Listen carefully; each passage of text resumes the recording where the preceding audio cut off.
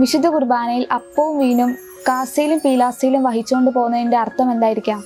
വിശുദ്ധ കുർബാനയുടെ ഒരുക്ക ശുശ്രൂഷയ്ക്കിടയിൽ കാസയും പീലാസയും ധൂപിക്കുമ്പോൾ വൈദികൻ ഉരുവിടുന്ന പ്രാർത്ഥനയിൽ വാഗ്ദാന പേടകത്തിൻ്റെ താൽക്കാലിക കൂടാരത്തിലെ അഹറോൻ്റെ കാസ എന്നതുപോലെ പീലാസ എന്നതുപോലെ എന്ന് പറഞ്ഞുകൊണ്ടാണ് വൈദികൻ അവിടെ ധൂപ പ്രാർത്ഥന നടത്തുന്നത്. ഇത് സൂചിപ്പിക്കുന്നത് വിശുദ്ധ കുർബാനയിൽ ഉപയോഗിക്കുന്ന കാസയും പീലാസയും പഴയ നിയമത്തിലെ വാഗ്ദാന പേടകത്തിൽ നടന്നിരുന്ന അല്ലെങ്കിൽ ജെറുസലേം ദേവാലയത്തിൽ നടന്നിരുന്ന ബലികളുമായി ബന്ധപ്പെട്ടിരിക്കുന്നു എന്നുള്ളതാണ്. പഴയ നിയമ ബലികളുടെ മുഴുവൻ തുടർച്ചയും പൂർത്തീകരണവുമാണ് വിശുദ്ധ കുർബാന. പഴയ നിയമത്തിലെ എല്ലാ ബലികളെയും വിശുദ്ധ കുർബാന പൂർത്തിയാക്കുന്നു.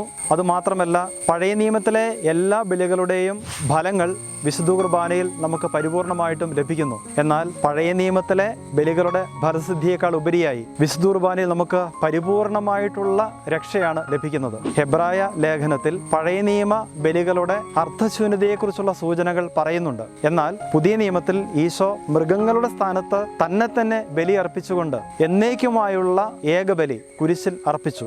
കുരിശിലെ ആ ബലിയുടെ ഫലങ്ങളാണ് വിശുദ്ധ കുർബാന അർപ്പണത്തിൽ നമുക്ക് ലഭിക്കുന്നത്.